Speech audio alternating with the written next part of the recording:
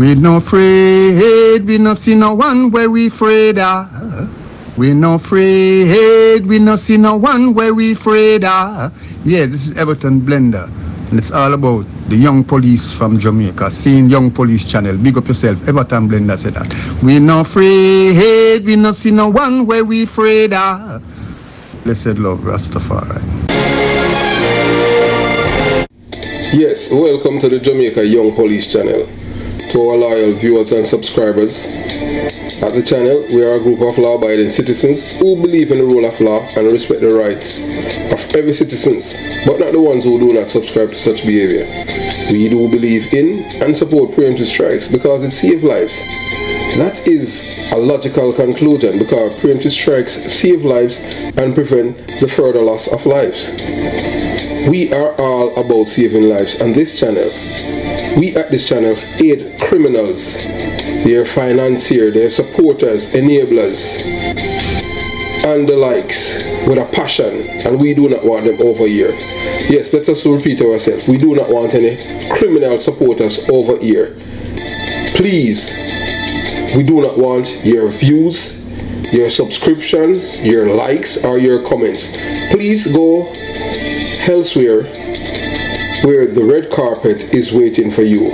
Over here, we want you, the criminal supporters, enablers, financiers, and all the likes, to go to prison or madness. Let me repeat myself. We at the Jamaica Young Police Channel, we do not want the criminal supporters and their circle over here. We want you to go to prison or madness. Moving on to our video. Yeah, so moving on, so this is, we're beginning, this is part 2, of this 2-part series. So welcome to part 2 of our 2-part series, where we delve deeper into the intricate web of facts, connections, and revelation that begin in part 1. So if the first installment laid the groundwork, this chapter built upon it, pulling back the curtain to expose the complexities and implications that were merely hinted at before. So this isn't just a continuation, it's an escalation. This is where the puzzle pieces start to fit together, where questions find answers, and where the weight of the truth becomes impossible to ignore. So recapping part 1, the foundation we built. In part 1, we introduced the key players, set the scene, and explore the context that brought to us here. So you have seen some videos, and we're going to show you more videos that you haven't seen before. Yes, these videos were sent to us by one of our, YouTube, one of our members of the Jamaica Young Police Channel affiliates. Yeah, man, one of someone who connected with us and in Jamaica. So we outlined the surface details and the who, what, where, and when, giving you the tools to understand the scope of the story. But as we all know, the surface only tells parts of the tale. Beneath it lies the art of the matter, the motives, the hidden connections, and the broader implications. That's where part 2 takes us. What to expect in part 2? In this chapter, we go beyond the basics. We are diving deep into the why and how, challenging assumptions and uncovering truths that demand to be confronted. This is where we connect the dots, where the story evolves from mere events into a narrative with weight and meaning. A closer look at the players. Who are the key figures and what drives them? Part 2 will examine not just their actions, but their motives, exploring the larger systems and influences that shape their decisions. Revealing the hidden connections, the thread of this story run deeper than they initially seems. We'll uncover the hidden alliances, the backdoor dealings, and the ripple effects that stretch far beyond the immediate events. Implications for the future. Why does this story matter? And what does it mean? Moving forward, part 2 will address the broader implications, asking hard questions about accountability, reform, and the role each of us plays in shaping the outcome. So why part 2? If part 1 was about understanding the situation, part 2 is about awakening the conscience. You're going to see some videos that, as you say, you haven't seen elsewhere. It's about moving from knowledge to action, from passive to observation to active engagement. This is where the story becomes personal, where it stops being their problem and start being our responsibility. So as we peel back the layers, you will see that this isn't just a story about isolated events. It's a reflection of a broader societal issues, a mirror held up to our own values, priorities, and systems. The power of the stories. Stories have the power to change perspective, to inspire actions, and create change. That is why this series matters. By exploring this story in depth, we are not just recounting events, we are creating a dialogue, a space for reflection, understanding, and ultimately transformation. As you engage with part 2, we encourage you to think critically about what you are seeing and hearing. Ask questions, challenge assumptions, consider your role in the bigger picture. Because stories like this one don't just happen. They are shaped by the choices we make, the system we support, and the actions we take. Stay with us. This is only the beginning of part 2. There is much more to uncover, more layers to peel back, and more truths to confront. Together, let us dive into the depth and come out the other side, not just informed but inspired to make a difference. So, the journey continues. So, let's begin. Moving on to part 2 of this 2-part series. That influence 5 to only 2 when everyone is so resilient. Yeah, my defense test. So my police do a different. I'm part of the police. You know, you're even a big old disappointment. Brother, schools and everything. Yeah. Thank you guys. I used to look at people that were 34 and be like, that's so old. And now I'm 32 and I can't believe it.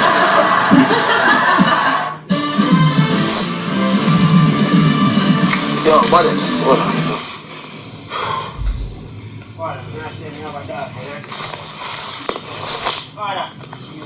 Yo, hold on. Hold on. Yo, man is...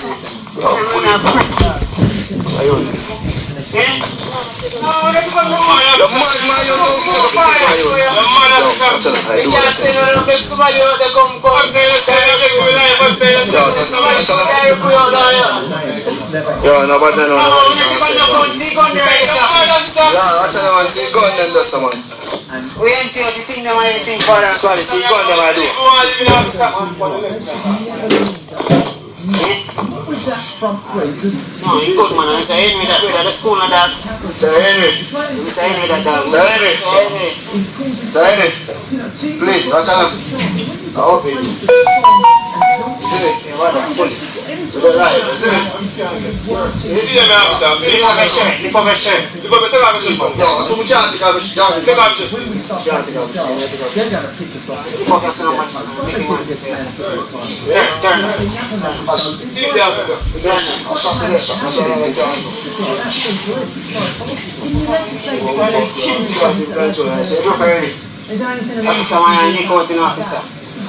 So what you want to do now?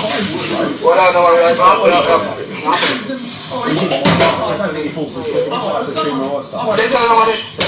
They're playing. So trust them, they play. Like what you said. The best thing in the world. Be a top player to play in the Premier League, they say. Put it on.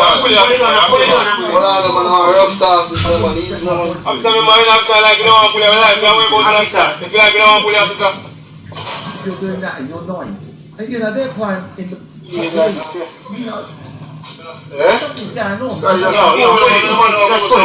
Put it on. You coach all these players. Yo, see it. Put it on. Fire, we can't do that, so please like our defense. Right, just don't walk in a shot. Don't go on them on it. Yo, outside.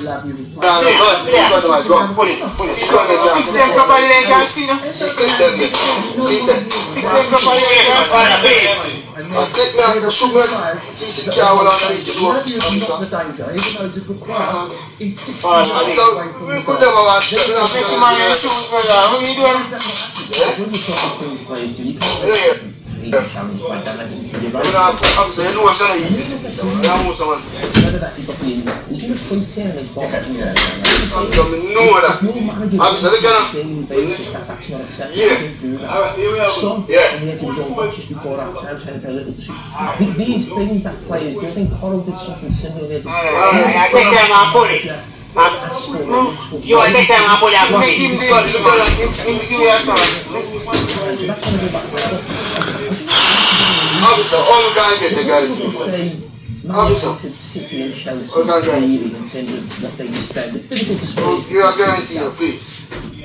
Liverpool. They say I'm able to see my dad. Just do it life. Now, we associate Arsenal with the titles in the past with Arsenal. They've been a long time right now. For the last 5-6 years, that is a must. Look at him. Alright, you hear me? I want them to count with it. That is a must. Carry out, you know what I mean? Surrender, but you know fuck you, dog. Better life for one. Everybody just stick to this. Alright. You know, alright. Cause it's me again. Jail anyway. Three things that are way. We just get accepted for things that we don't have You said this week you were convinced your team would get to this point where they are challenging at the top of the table, perhaps not this quickly. They're showing no signs of slowing down though, are they? No. Police and top down, manual working and one of them team. Officer. And this is what I win Bombati and big out. Jesus. A 4 at then 2 they got me 2 and see 2 more than. They got me 2 you know and see 2 like when there's a 4 of them that. Yo, don't put it on. Shut up, dog. Please, God, make them say get shot, dog. Please get shot. Please get shot. Yo, watch out, killer. Serious matter going right now. Everybody from here. Watch out, mother flies. Angel. Sheriff Port. Watch out. Yo, my dog. Officer with a line. I want surrender. Bumbo clap, the killer. Shot a smoke in my dog. Hold on, I only caught in that, my bone. Oh. Can't even control him. See it, I show you cut me. Turn on. See it, dog. All I think, dog. That's boy thing, dog. Sheriff driver. Officer. Squaddy. Yeah, what are we, man? Yes, school and that. Officer, wait, officer. Please. Officer, hold on. Try to get to them, man. Come out now, officer. Hold on. Right, Come out and do it. Pull up to them, dog. Then kill ya. Let's slide over that. Boy, they know. Pull it over, officer. I'm sure pull it over. Yo.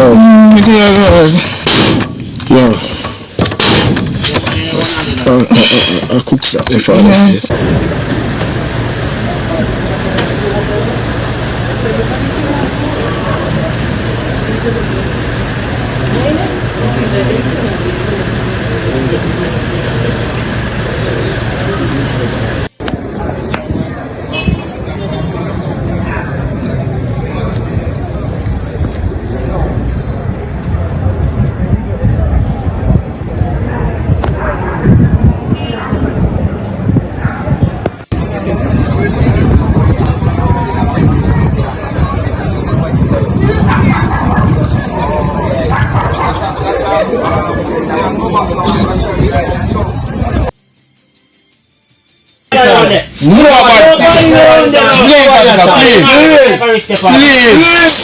Please, I like with the fun. Please, I like with the fun. See that alive, you know. Please, officer, do that, baby. Please,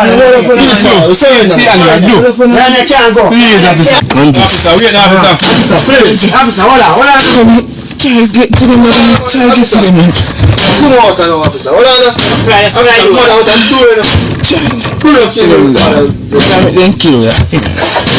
Slide over that. Boy, they now. Pull it over, officer. I'm sure pull it over.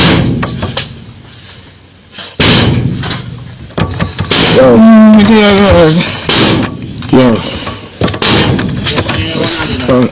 I cook something for this. Let me hear that. Can I do already? What's up, I do no youth? Killer. Stress like that youth. Yeah, so information received and obtained is that you know that these guns are not owned by these men. Yeah, they are new, brand new guns. Yeah, and you can see that, you know, one of the men, we had spoken to one of the men relatives and they have said that, yes, you know, they have, you know, mentioned certain information and called certain names or, you know, so what's the connection between the Spaulding gunman and Kevin Tiliba Roberts and Senator Peter Bunting?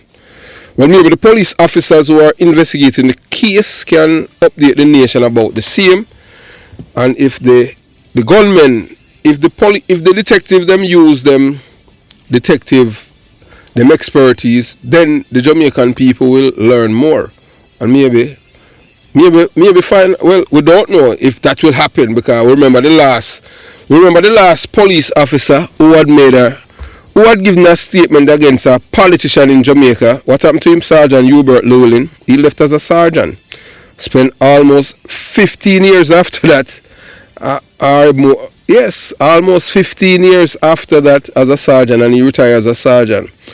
So if any detective who's in charge of this scheme, like the crime chief at Manchester, if they are able to uncover information that could lead to the arrest of these big wigs, you know, people alleged who are involved in this gun for drugs trade or drugs for gun, and their connection to 80, because the man at the bottom, Kevin Tiliba Roberts, yes, that's a part of his stash that he had received from 80. So we're gonna continue the journey. So the Spaulding robbery, a window into Jamaica's dark network of guns or drugs and politics. So the ongoing investigation into the brazen robbery and shootout in Spaulding, Manchester could unveil a larger and more insidious criminal network if the detectives on the case succeed in extracting crucial information from the suspects. At the heart of this case lies the potential to uncover the true origin of the weapons seized, a discovery that could expose the shadowy underworld of Jamaica's guns for drug trade and its connection to powerful entity. Preliminary information suggests that the firearm in question are among the brand new shipment sourced through the illicit arms pipeline that runs from Haiti to Jamaica. This operation, fueled by the lucrative guns for drugs trade, is said to be orchestrated by none other than Kevin Tiliba Roberts. Remember his name called up in a Cherry Tree massacre the other day with Vibes Cartel, and you know, with Black Azan, with our prisoner and all of these things. Roberts, known as a key figure in Jamaica criminal ecosystem, allegedly uses his emissaries to procure firearms from Haiti, enabling a steady supply of deadly weapons to the island's criminal underworld. Roberts is not just another criminal kingpin. He is described as a central financier of the PMP LGBTQ plus faction. Yeah, like even the other day in Union Town, which part them have the last, them have the by-election. Yeah, him spend whole heap of money on them thing. Because guess what? His money are from drugs, you know. I will tell you, I'm a businessman. I will tell you, say even people involved in drugs, they are business people because invest their money to make profit. Part of capitalism, but it's just that his business is illegal. So, you know, leveraging the profits of his expansive drug empire, him live in a Mandeville, him control the Mandeville police them too. All the soup, the soup a big friend. You can't stay there. The same soup were in charge of them thing. Him and the soup them a friend. You understand? So nobody feel like him have the same man, him have 4 men with the legal gun around him, I put them a bodyguard him. And police know that too, you know, but because them licky a man can get a 10 or 50 pack or what you want to call it. That's why them not gonna like me and him thing, they call me a chat. So leveraging the profits of his expansive drug empire to bolster the political machinery of the People's National Party, LGBTQ plus criminal organization, the intertwining of illicit activities with political operations has long been a shadow over Jamaican politics. But Spaulding case may finally shed light on this troubling nexus.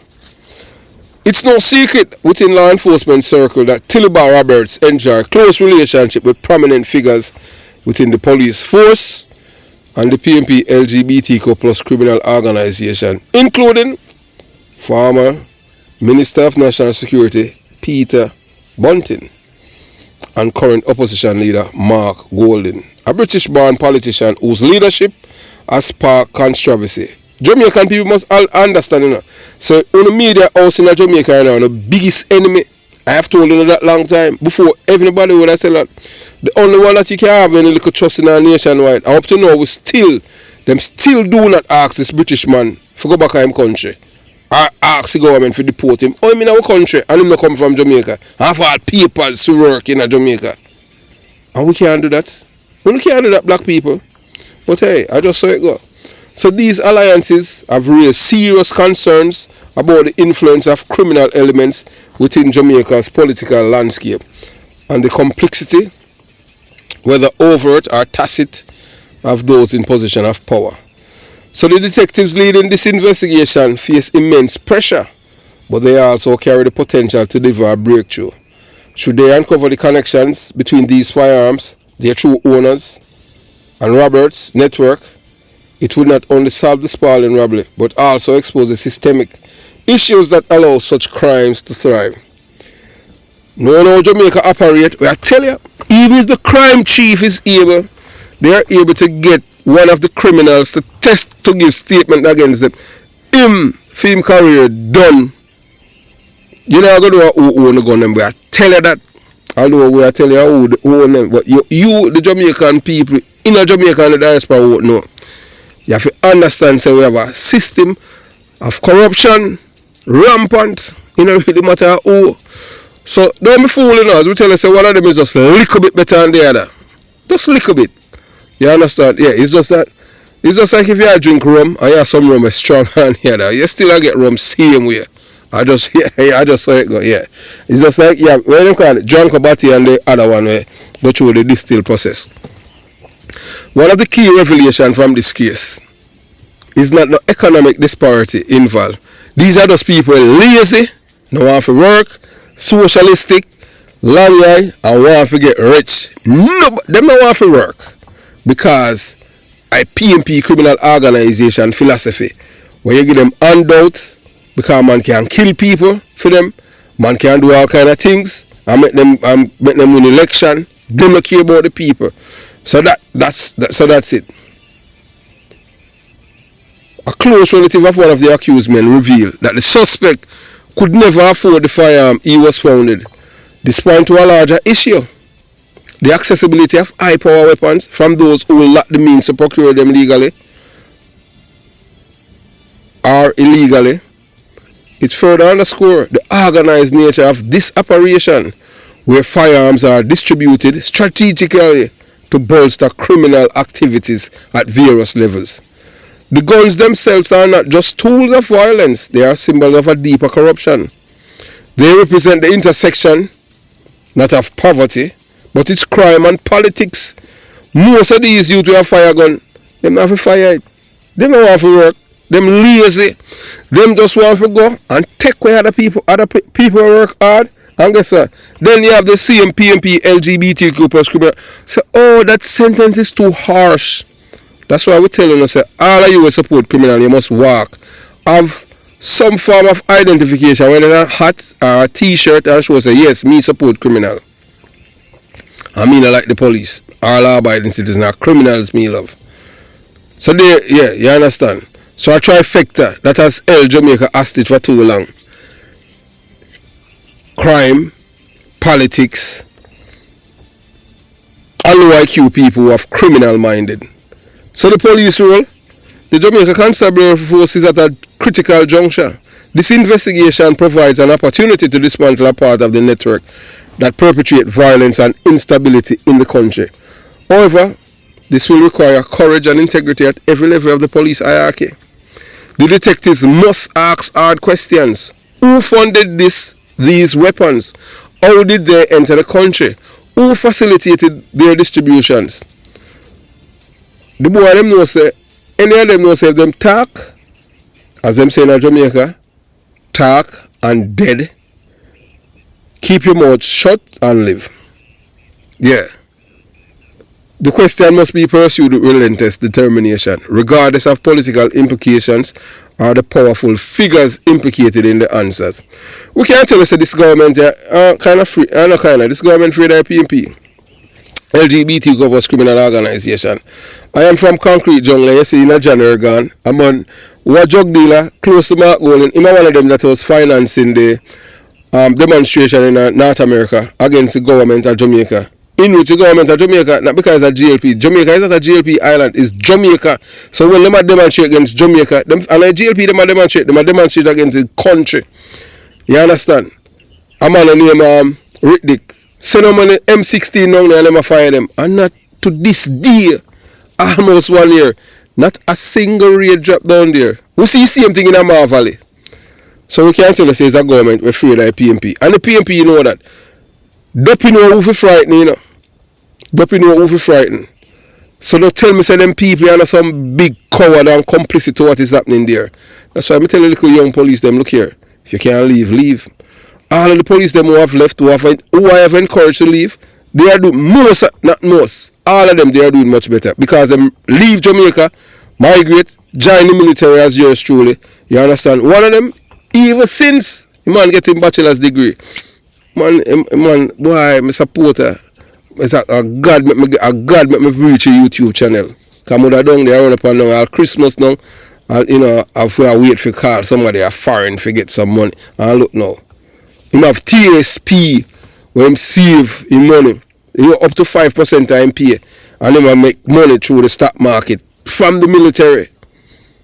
And him feel good. And the man say, yeah. So that way I tell you. So if you want to stay there, you know, cause none of your children are joining the police force, you know. And most of you will never even reach the rank of inspector. Because you have to be connected. You have to be connected. Deputy Soap? No. We say our police get a promotion to Deputy Commissioner of Police. Who? Them can't go to the airport. Because them have stopped out. Because them can't go to Canada, England or America. Because them involved in drugs. And them get promotion to Deputy Commissioner of Police. So you can't stay there. So I would tell you, say, one is just a little bit better than the other. That's why they don't like me. So enough people will say, so boy, Jamaica, you're a labor right. If I was labor right, I'm most labor right to watch my channel. Them not enough labor right not like me.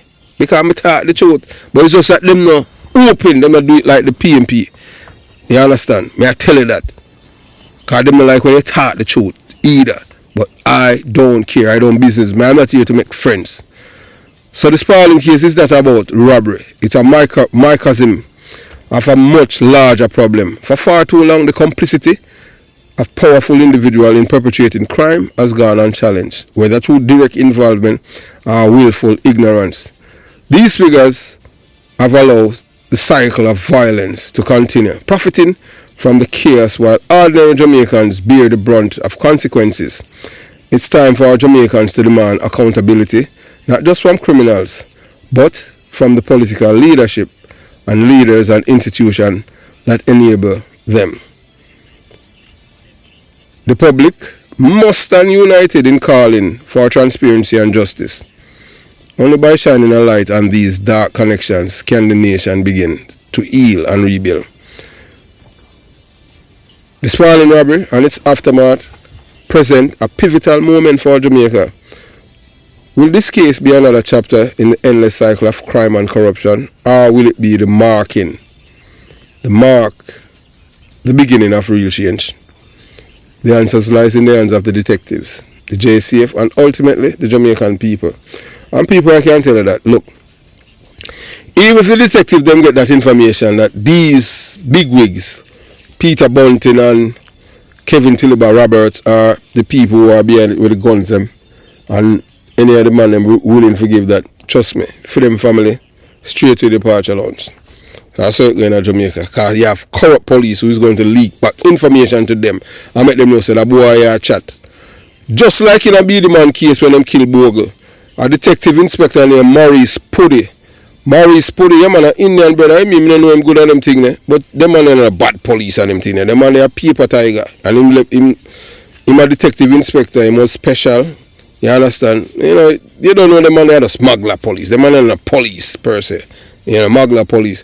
When Beanie Man, the killing a Bogle, it's same Maurice Puddy, him call Dr. Omar Davey, the finance minister, and tell them say Beanie Man name a call in a Bogle case. A police do it and tell him say boy I better protect him in the car them and kill him. Maurice Puddy. Just remember that name. I mean I don't know him. Him come from a place named Flint River. That about 4 or 5 miles which part me used to live when me used to live a country. Cause a country me go and pass common entrance. A country, yeah, I mean. So let this case serve as a wake-up call, a reminder that the fight against crime is not just about catching criminals, but about uprooting the system that sustains them. It's about creating a Jamaica where guns, drugs, politics no longer dictate the lives of its people. The time for change is now. But look, I can tell you, whether or not you want to believe it, there's no change on its way. And we're going to tell you why. Have yourself a beautiful day. Jamaica Young Police Channel, out.